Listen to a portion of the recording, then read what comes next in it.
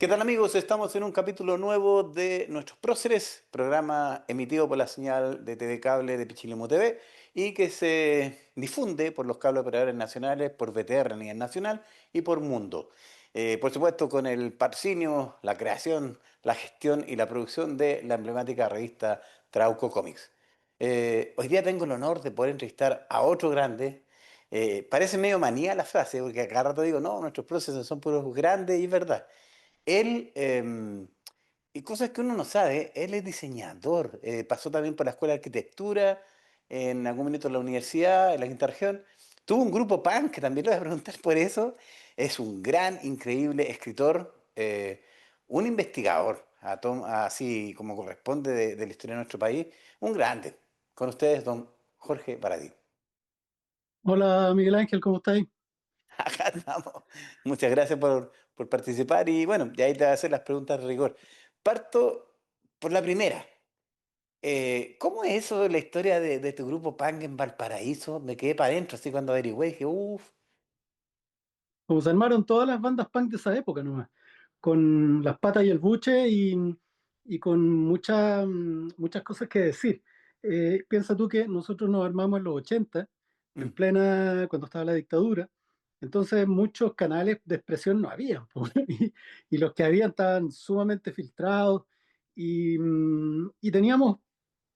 necesitábamos decir algo, ¿no? Y con unos amigos del Cerro Alegre con el Topo Paniagua, Roberto Andrade, mi amigo Gerardo Mejías, con ellos, ni siquiera teníamos instrumentos. O sea, el baterista le pegaba a un cuaderno, el guitarrista usaba una guitarra de palo y yo usaba una guitarra de palo con el mango quebrado como bajo, ¿cachai? Y ensayábamos en mi pieza, en la pieza en el baño del Roberto Andrade en el Cerro Alegre. Y cuando íbamos a tocar a los recitales, teníamos que irnos antes porque teníamos que conseguirnos los instrumentos, si no teníamos. Nosotros llegábamos con una uñeta y con dos baquetas y con la patudez del mundo. Entonces había que empezar, oye, préstame, no, no, no, oye, tú, préstame, no, no, no, no. Y tuvimos la suerte que siempre alguien terminaba prestándonos instrumentos y tocábamos en los lugares que fueran. O sea, en esa época se tocaba en garage, en subterráneos, jamás en bares, o sea, a veces, en algún momento, pero se tocaban en juntas de vecinos, ¿cachai? Lugares que se podían prestar. Y la gente que llegaba también en la misma parada. Entonces, la primera canción que nosotros tocábamos, y nos gustaba tocar al principio, porque regularmente iba quedando la cagada, ¿cachai? Entonces, al principio era como mejor sonaba, como menos piteado estaba la gente que estaba ahí y menos posibilidad que llegaran los pacos, que no era raro. Así que siempre tocábamos al principio.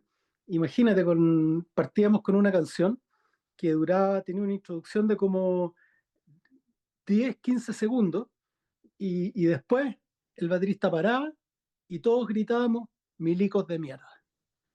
Y hacíamos sonar los instrumentos y la batería y se armaba una catarsis, weón, porque eso era algo que nos estaba pasando, ¿cachai? No queríamos hacer poesía, no queríamos escribir un poema, un poco como lo que comentaba el Jorge González sobre lo mismo, ¿no? Que él nunca quedas mal con nadie, cómete la selva de cemento. Nosotros queríamos gritar, milicos de mierda, weón, no, no otra cosa. Así que Eso, eso más o menos, Jorge, fue como el 83 por ahí, puta, yo diría que un poco más empezamos ¿ya? y cerramos el 91, ¿Y cuando cómo se llama tu banda? Trato Bestial. Sí, eso sabía yo. Nombres malos de la época, weón, y ese. Así que, Lo, entonces, ¿eh? lo otro No te iba te- a consultar, si de alguna forma te ascribiste como a la escena, o fue como así como, hagamos este grupo y después me dedico, no sé, a estudiar la universidad, ¿cómo fue el tránsito ahí? no, nosotros yo era Mateito pobre, tenía como dos vertientes, una que era muy Mateo y la otra que era re panqueta. Entonces, como que Mm, no se mezclaban muy bien esas cosas y también tenía una vertiente política. Y las tres entraban en claro. conflicto, porque cuando llegué una vez con chaqueta de cuero y un parche de Clash, los compañeros como que, puta, Mm, alienado pro yanqui, pues, man, ¿cachai? mm, Y a mí no mm, me mm, gustaba Silvio Rodríguez, pues. Y mm. después, cuando yo estaba en la escena mateíta, que llegara el mismo weón con chaqueta de cuero medio rapado, tampoco andaba bien. Entonces, como que más que ser de alguna escena, uno era como el marginal del marginal, pues bueno, o sea, en Mm, ningún lugar estaba ahí cómodo, ni en la política, ni en la académica, ni en la panqueta tampoco, porque pasaba a otro tema, que es que yo no tomaba alcohol, ni claro, fumaba.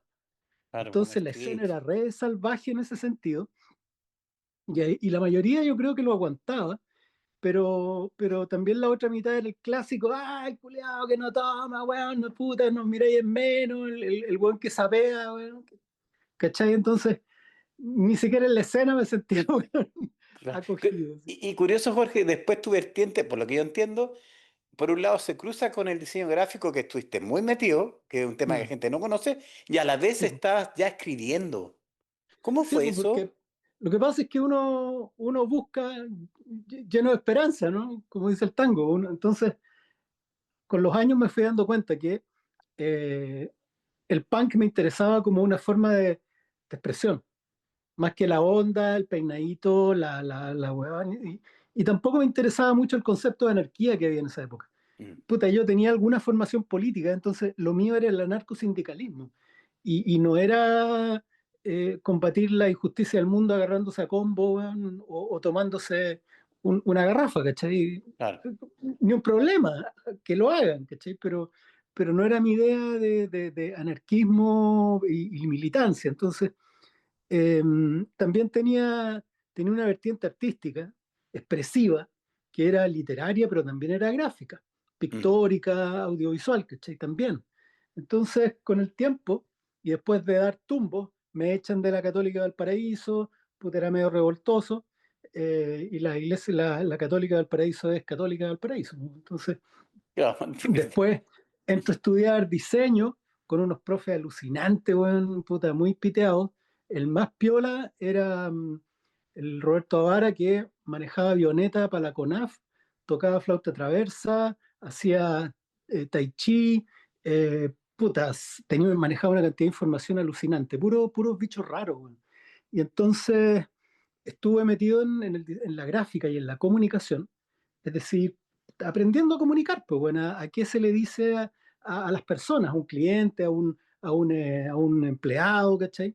Como, como lo que tienen que hacer los hueones del segundo piso de la moneda, así como crear relatos, inventar hueás, también estuve metido en eso.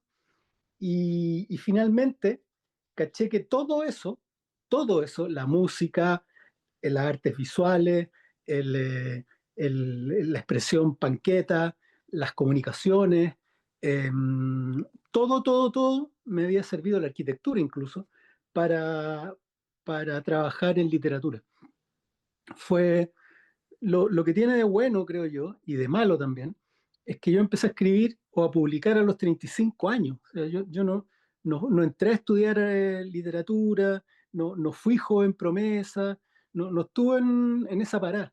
Entonces, lo mío es puro aprendizaje y error, ¿cachai? Error y aprendizaje, chocar, weón, puta, a patás con todo, como la música en el punk, que es lo mismo, agarrar un bajo antes de aprender a tocar siquiera, ¿cachai? Y después te agarráis a palos con los otros, hay con que te dicen que no sabéis escribir, que no sabéis tocar, que no sabéis... Pero, Yo creo que pero, mi carrera es un poco así. pero, Jorge, igual tú eres súper ventas, po. O sea, hay un Mm. tema ahí, po. Es re loco eso también, pues, weón, porque cuando yo era escritor, eh, escritor, no escritor superventa, porque en Chile es distinto. Mm, eh, Cuando yo era solo escritor, puta, me invitaban de la PUC a seminarios o a enseñarle a gente que estaba en algún diplomado, me enseñaban me invitaban de otros lugares a hablar de literatura y en algún momento incluso, justo el 2014, un año antes de sacar Historia Secreta de Chile, eh, una revista de literatura y cultura me pone en la selección chilena, en 10 mm, escritores chilenos. mm, La Nona Fernández, Alejandro sí, Zambra, Álvaro Bizama. mm, En esa selección chilena, la Alejandra Costamaña, ahí estaba mm, yo. Esa era mi posición. El problema es que al año siguiente fui superventa y a ella no le interesa ya las escuelas de literatura, ya, ahí como que te empiezan a mirar feo, como si le erais mal, ¿cachai? Vender en Chile es un pecado, bueno, es un pecado bien grande. Entonces, de ahí, en ese momento, en ese escenario, yo dije al final, yo escribo para la gente que me lee, no para nadie más, ¿cachai? Y porque acá en Chile pasa algo con la literatura, que como no hay plata, como no hay fama, como no hay ninguna retribución, lo único que hay es prestigio. ¿Mm? Entonces la moneda de los escritores en Chile es el prestigio. Y el prestigio te lo da qué tan invitado eres a tal cosa, qué editorial extranjera te publica. Nada de esa weá dejan plata para poder vivir, para pagar las cuentas. Y, y yo tampoco, y hay que hacer toda una carrera ahí, ¿cachai? Hay que hacer amistad, tener Sí, te redes, cacho. hay toda una carrera Mm, que esfuerzo, no digo que no, por supuesto que tiene que haber talento, ¿cachai? Pero era una carrera que yo me daba mucha lata, weón, sí, mm, llevar adelante. Entonces al final decidí que mi retribución iban a ser la cantidad de lectores, ¿no? Eso mm. era lo que a mí me interesaba. Pero sin renunciar a lo que yo escribo, ¿cachai? Yo no me puse a escribir sobre copias del Código Da Vinci, weón, No, sí te o entiendo. romances, weón, del siglo XIX. Yo seguía escribiendo lo mismo, solo que me metí de cabeza a cómo potenciar eso en redes sociales, visitando todos los lugares que pudiera.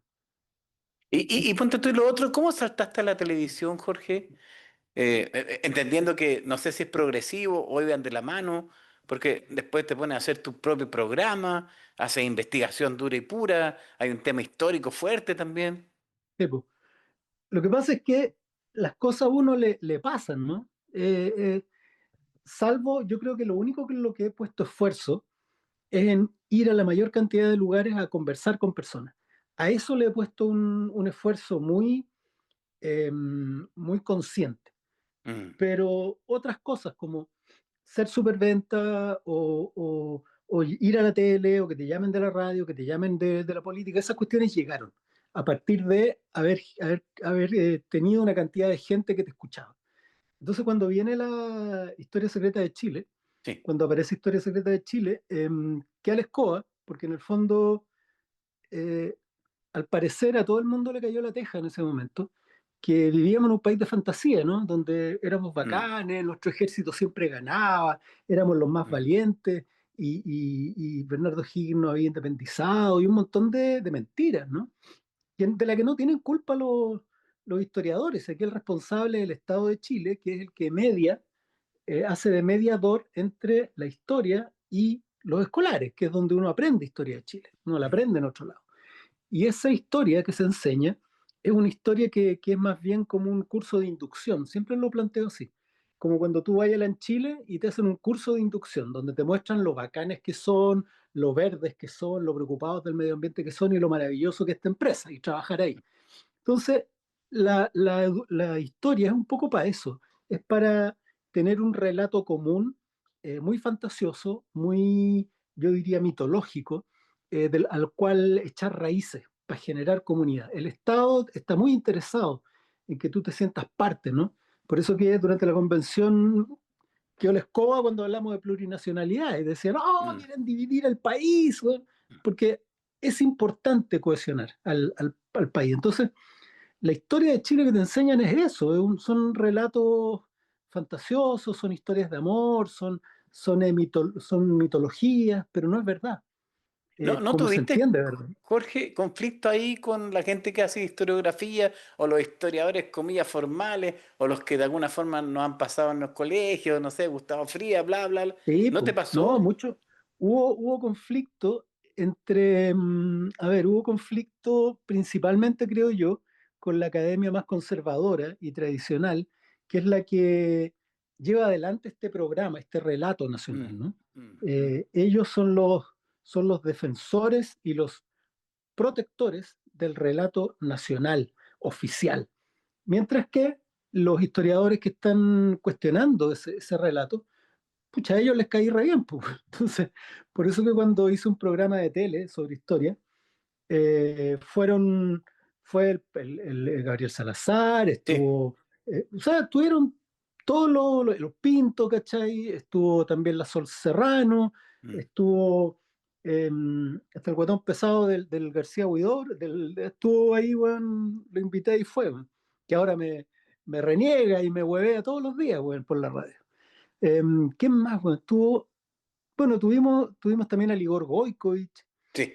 gente muy, muy bacán, que entendía lo que yo estaba haciendo, que no estoy tratando de reemplazar a la academia, sino que estaba siendo mediador, pues, bueno, o sea, bajando el trabajo de gente a, a una, a un formato que sea más accesible para el pueblo de Chile y que tenga acceso a aspectos que te han escondido, aspectos que son importantes para entender por qué somos como somos y datos y eventos que son relevantes para entender incluso la política actual.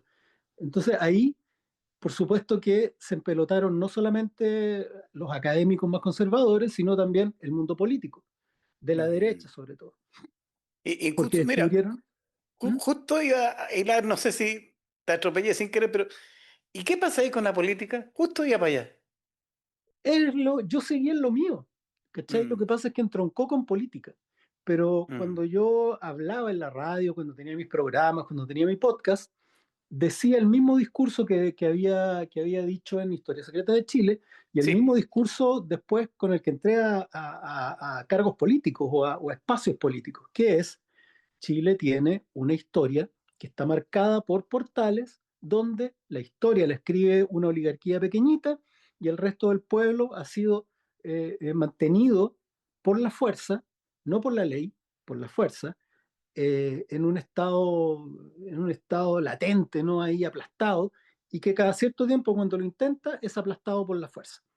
Ese relato que es histórico y es súper concreto y tiene un correlato con la historiografía más académica chilena, Mm. Mm. era atentatorio y peligroso, ¿no? Mm. Para la gente, al punto que algunos tontorrones dijeron que mis libros habían ayudado al estallido social. Pues, o sea, Eso, justo iba para allá. Mm. claro, ¿cachai? Entonces, en el fondo lo que me pasó a mí es que mi discurso, el discurso de una historia popular, amplia, la historia del 90% de este país, ¿cachai? O sea, el 90% de este país, no el del 10% de los Mm.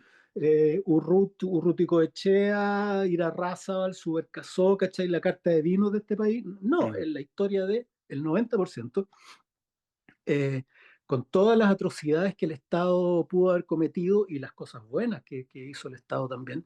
Y yo creo que el aporte que pude haber hecho en ese momento es que la historia dejó de ser ese relato antiguo del Mm. colegio y se empezó a traer al presente. Y la gente descubrió que 200 años no es nada, y que lo que ocurrió hace 50, hace 100 y hace 150 años todavía nos afecta. Mm. Entonces, siempre me acuerdo que era muy recurrente gente que me decía, weón, hoy día estábamos tomando once con mi familia y estábamos hablando de José Miguel Carrera, weón. O me decían, oye, ¿sabéis que estuvimos hablando de la guerra del Pacífico en la once con los tíos? Yo creo que la historia dejó de ser propiedad de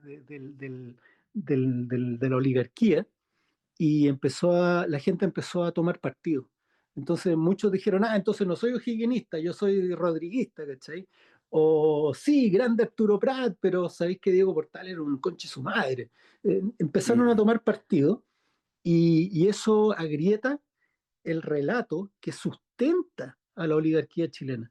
Entonces, puta, entré a la lista de los más perseguidos, de los más, claro, con el cartelcito aquí pegado como en el póster. Y eso no pues. O sea, mi interés en la política no era distinto a mi interés por la historia. Claro. Ahí justo voy a tocar un punto. ¿Qué te pasa con la censura, Jorge? Qué atroz, pues. Es lo peor que puede ocurrir. O sea, eh, todos nos acordamos de la censura al cómic de la Marcela en la Trauco, ¿no? Ese fue como bien traumático para nuestra generación. y por una generación que ya venía censurada, pero esa no sé por qué nos pegó muy fuerte. Mm, Y yo creo que sentíamos que ya basta, ¿cachai? Ya como que se pasaron de todo tono, de todo marco, ¿no? Sacar revistas de los kioscos nos encontramos una atrocidad. Y de ahí para adelante, a raíz de esos eventos vividos en dictadura, se dibuja tu personalidad, pues. Entonces, mm, detestas los abusos. En el fondo, lo que más detesto en este, en este mundo cruel, ¿no? Es el abuso, la desigualdad, el que algunos puedan, otros no, el que algunos puedan hablar y otros no, el que algunos puedan vivir bien y otros no. Yo me comí el discurso, me lo comí enterito, el discurso de que todos los seres humanos somos iguales. mm, Somos diferentes, pero somos iguales en derecho. Y que todos debiésemos, que es una idea muy loca, porque es muy nueva. Piensa tú que tenemos, no sé, pues 2.5 millones de años como Homo sapiens, creo. Tenemos, no sé, 12.000 años de cultura, y de esos 12.000 años, eh, los últimos, no sé, 300 se habla de igualdad. Entonces es una idea muy frágil, pero es maravillosa. Y esa idea siempre está en riesgo, esa idea siempre hay que defenderla. Basta mm, una generación que piense que no, que hay mejores y peores, puta, y se encienden los hornos, aparecen las murallas de fusilamiento al tiro, po, man. Entonces mm, la censura siempre me ha parecido el primer síntoma, mm, ¿no? El primer síntoma. Primero se le niega a alguien hablar o publicar, después el libro se quema y después se queman personas, como decía, ¿no? Nuestro mm, compañero mm. Ray Bradbury. Y Jorge, si yo te preguntara, es medio terrible, pero ¿en qué estáis hoy? Entendiendo que tenías un libro nuevo, pero aparte, ¿en qué está Jorge Baradit, que te devolviste a Valparaíso, que estáis haciendo una vida, supongo yo, un poco más distinta? ¿En qué estáis? Sí, yo después cuando estaba, a mí me pasó que a mí me agarró justo eh, la, la, la presencia, no sé, la permanencia en medio con el estallido. Mm, Me agarró justo ahí. Y como yo tenía algo que decir, eh, puta, hay una presión social, pues onda, hoy vos sí. estáis hablando, lleváis todos estos años hablando y bobeando y ahora te voy a hacer para el lado. Entonces Mm, decidí que, bueno, ¿sabéis qué? Me toca. Yo siempre lo sentí como la generación que tenía 20 años para el 73. La sensación de, chuta, me toca a mí ir al monte, ¿cachai? mm, Entonces, en la convención me pasó eso, sentí, ahora me toca a mí. Y, y participé en la convención, pero yo no tenía ni he tenido nunca interés en tener carrera política, nunca. O sea, yo participé en un momento, a mí desde antes, me invitaban a que a diputado, que a alcalde, que un millón de cosas, pero no tengo interés en ese mundo. Es un mundo tenéis que ser una persona muy especial eh, para entrar en ese mundo. Regularmente las personas que entran cambian, tienen que cambiar, porque debe ser uno de los pantanos mm, más horribles que hay. Hay personas que no cambian y son admirables. Pero yo no estaba dispuesto a meterme en ese pantano. Ya, weón, los ataques eran diarios, imagínate sí. si entraba a ese mundo. Entonces yo participé en una instancia muy específica, que era el proceso constituyente. Yo sentía que ahí justamente teníamos que entrar los ciudadanos, ¿no? Mm, No los partidos políticos, los ciudadanos. Entonces yo como ciudadano ingresé. Pero todo se salió de madre, todos sabemos lo que pasó, todo se salió de madre, los medios de comunicación, los diarios, la televisión, la radio, weón, eran francotiradores, nos tiroteaban todos los días, daban y daban y daban y daban, y, y bueno, entre comillas, nos mataron a todos, po, ¿cachai? Nos hicieron polvo, porque así actúa ese grupo. Ese grupo que es la derecha de este país, que es un grupo muy brutal, cuando van perdiendo el partido de ajedrez, patean el tablero y después te pegan un tiro, ¿cachai? Ni siquiera mm, patean el tablero, ojalá te peguen un tiro, ojalá te pongan en un saco y ojalá te vayan a tirar al mar. Entonces, en el fondo, nosotros mediáticamente nos pegaron un tiro, nos envolvieron en un saco y nos fueron a tirar al mar. Mm, Yo perdí mi podcast, perdí mi programa en la tele, perdí las apariciones en radio, fui baneado de los diarios, los amigos periodistas me contaban que, sé que no te podemos entrevistar. Y en las radios, ¿cachai? También yo tenía 12 entrevistas en radio cuando lanzaba un libro. Después de la convención no me llamó ninguna. O sea, nadie me devolvió. Y después de un año, solo ADN, ¿no? mm, Con la Sandra Ceballos y el Cristian Arcos fueron los únicos hasta el día de hoy, son los únicos que me llaman, ¿cachai? Entonces hubo una decisión mía que fue, ya hice el servicio militar, ya intenté ya sí, intenté ir al entiendo. monte, agarrar el AK-47 y así que ahora yo me voy a ser feliz. Y lo que hice Mm, fue agarrar todos mis bártulos y me vine a Valparaíso, a una zona rural. De hecho, ahora vengo de llenar el estanque de agua, de enmalezar unas cuestiones, ¿cachai? A cargar unas piedras porque estoy haciendo una pirca. Y me vine a ser feliz. Eh, mm, con, con mi pareja, viene mi hijo para acá a verme.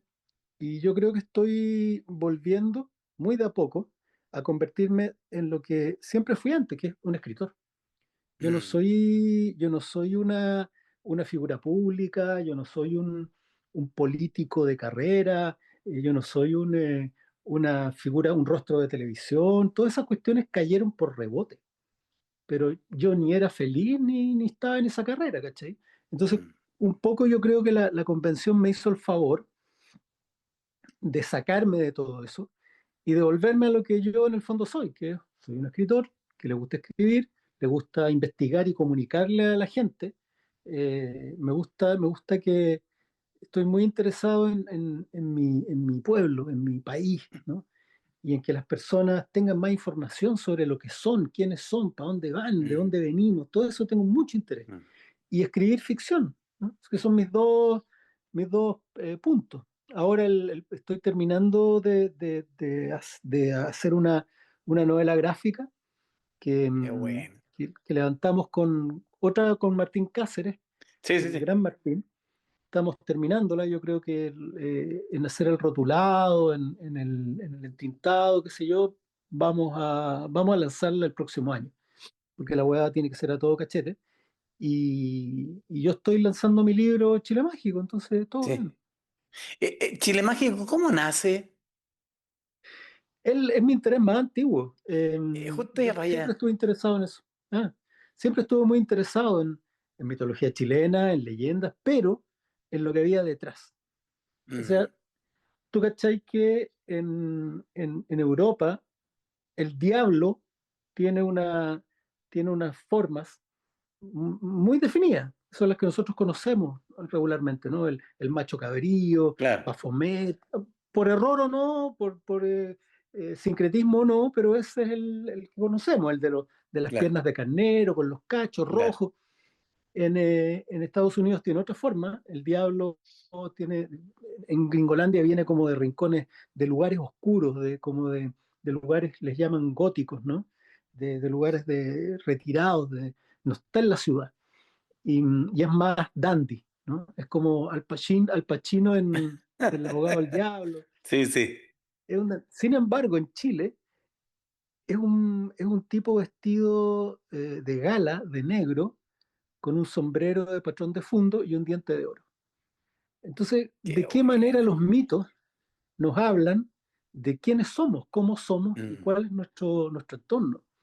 Así que me metí en nuestros mitos, en la ciudad de los Césares, en, eh, en las animitas, en qué sé yo, cuáles son nuestras formas del vampirismo, para ver de qué manera todos esos mitos nos hablan de quiénes somos. Entonces yo no estoy interesado en hacer diccionarios de mitos o reinterpretarlos a la chilena. Lo que yo hago es investigar y ver, pensar de qué manera esto ayuda a nuestra gente a que se le ilumine la ampolleta. claro. Mm.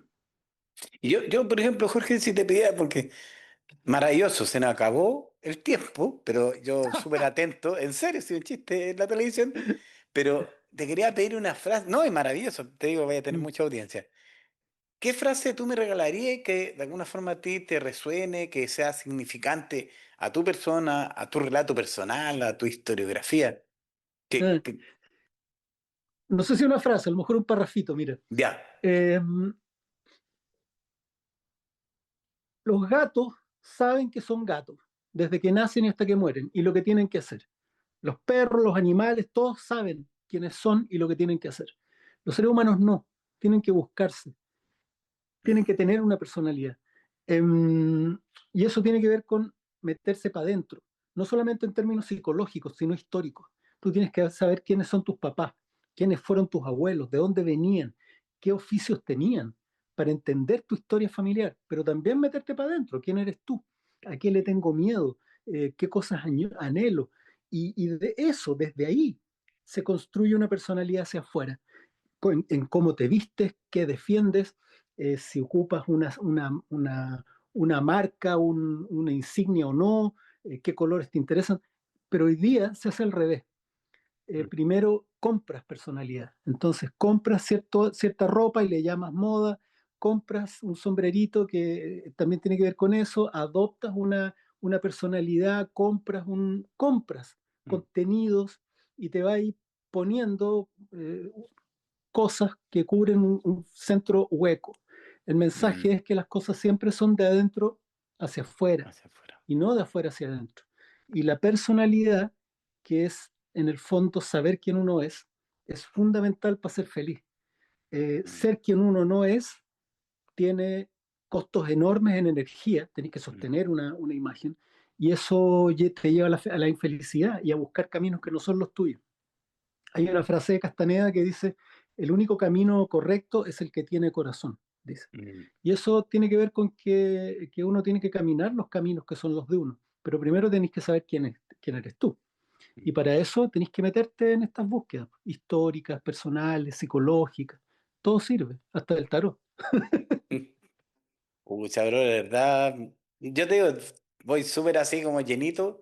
Y nada, pues, tus datos, para que la gente, pues, nunca está de más, para que te puedan seguir buscando, seguirte y todo, pues. Ah, sí, pues vayan a... Yo soy un early user, así que casi Sí, siempre mis datos son @Baradit. Como que alcanzo, además no un apellido muy común, así que no, pues. estoy Baradit en Facebook, Baradit en Instagram, Baradit en todos lados. Eso mismo, de verdad. Pucha, muy generoso, muy agradecido por tu sapiencia, es más, por tu entrega y por tu valentía, bro, te lo tengo que decir, por tu valentía. Nada, pues te estoy avisando. Vamos a salir muy luego el martes de 22:30 por todo lo que mencioné. Muchas gracias, de verdad, muy, Un muy abrazo, honrado. no, un abrazo grande a ustedes y por mantener vivo el Trauco, que fue súper importante para todos nosotros. Gracias. En eso estamos, bro. Muchas gracias. Muy gentil. Chao, chao.